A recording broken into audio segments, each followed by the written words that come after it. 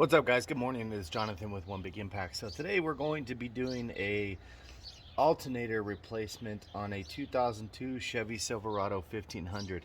I do believe it is the same for quite a few years. I think it's like 02 to 09 or something like that. So you may be watching this video, and I appreciate you. First of all, if you get a chance, please just push like and subscribe. And if you get a chance to comment on my video, if you have a question, that's fine. Just ask. So first of all, in the link in the description below, I grabbed my alternator. I want to say it was 90 bucks or something like that. It was significantly cheaper on Amazon. So it'll be in the link in the description. And people will say, oh, well, I'll buy one locally. Okay, well, locally, the one was $400. So, I mean, am I tripping, or is that a no-brainer? Yeah, cool, maybe you're getting a better part, but you know what? I could change the fucking alternator out 4 times, which was what, 20 years? You know, come on, let's be realistic about this. And I also almost bought a high output one, but I was like, you know what? I don't really need it. I looked into it. I was gonna spend the 300 bucks on Amazon. You can get one for like $259 that is a high output, which is still cheaper than the piece of shit that's local. So keep that in mind. Couple things that you're going to need: obviously a ratchet, maybe a flathead screwdriver, a 10mm socket. Hold this like gold.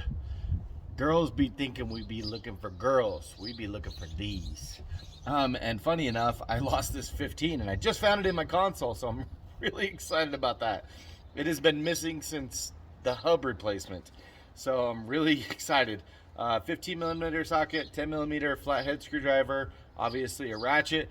Go ahead, disconnect your battery, and take off your air cleaner hose assembly, whatever it is. I have like an aftermarket Volant one, so I'm just gonna disconnect it and pull this whole hose attachment out so that I can get to the belt tensioner. We're gonna release the tension so that we can get the alternator off. Let's get started. Okay, so I just realized that I have a huge leak in my transmission pan, I believe. So that freaking sucks. And I've been losing fluid like crazy, so apparently that's what's be happening. So I guess it's good that I saw it, but I definitely need to get that organized sooner than later. So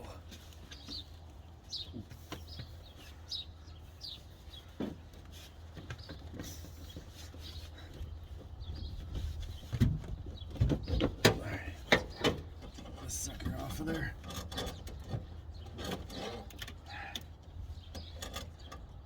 And actually, we'll just pull that out of the way. We don't really need to take it all the way out.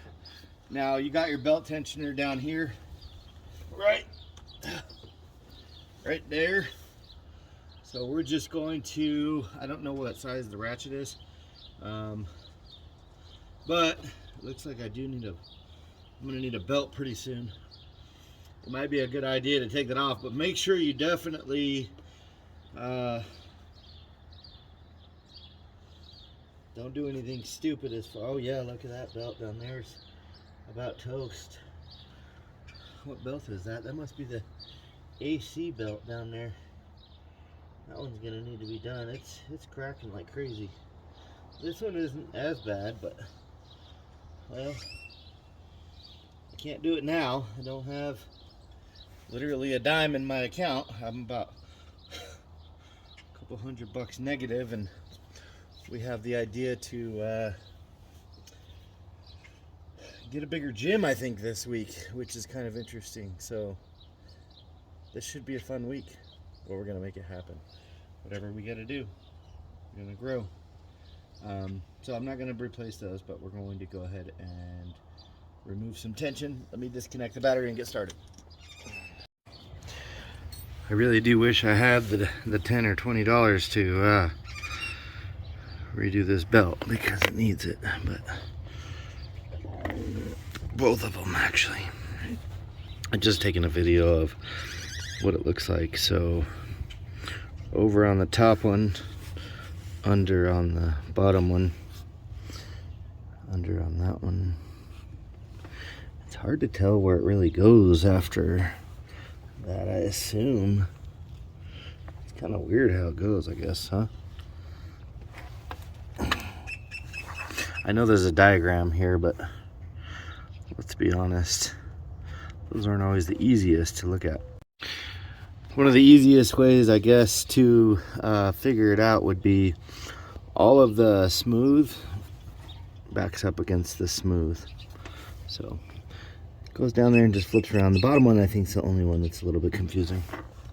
All right, call me nuts. There was a wire sticking over there. I don't know what the hell it goes to. Clearly nothing. Maybe it was an old power wire for stereo or something. I just tied it up and left it completely on there because I don't want to fuck with it later. FYI, the belt tensioner over there, right there,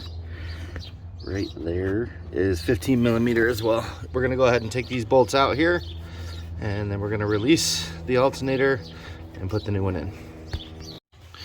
Okay, bolts are out. In theory, it should just come right out. I don't want to break my screwdriver.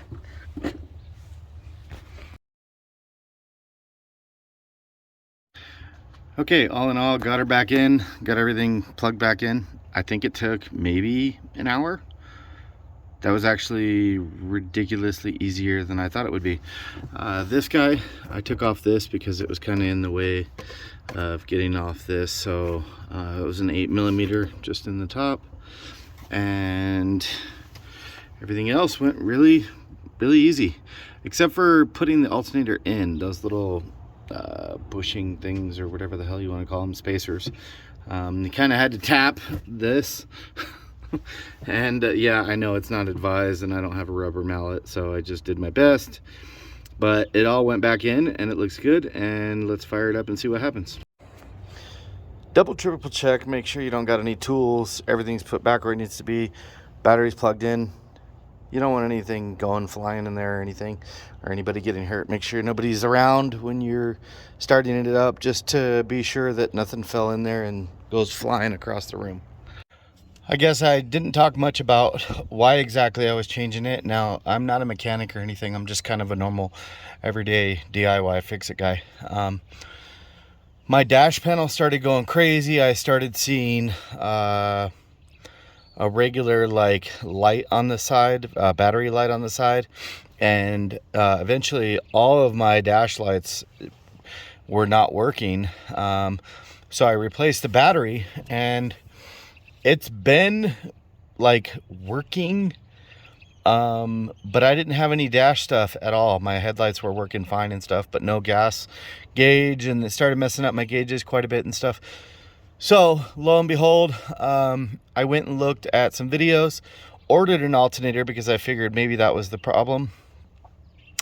And then I went in there and started messing with the wires, just kind of like making sure all the harnesses were tight on the alternator and everything.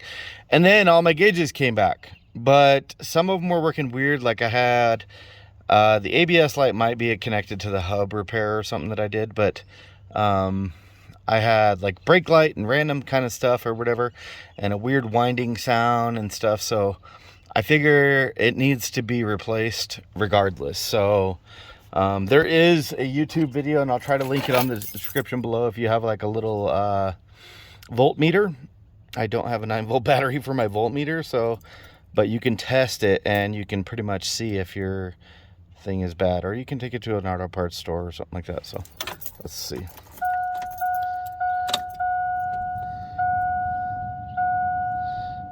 I'm gonna turn my air off.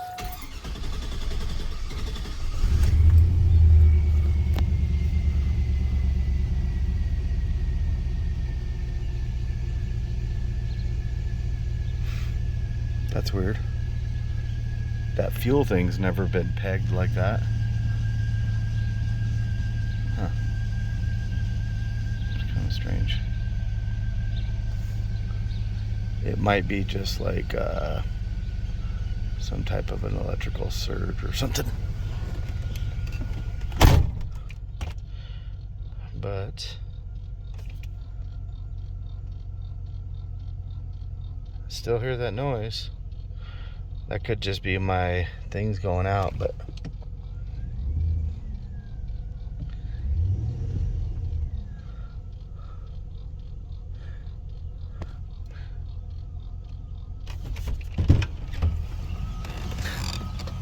I think I got some kind of issue with like flow or something anyway.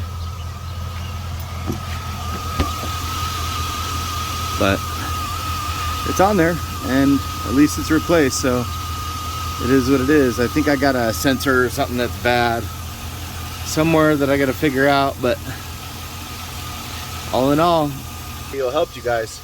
If it did, please like, share, comment, and subscribe. It was pretty easy, honestly.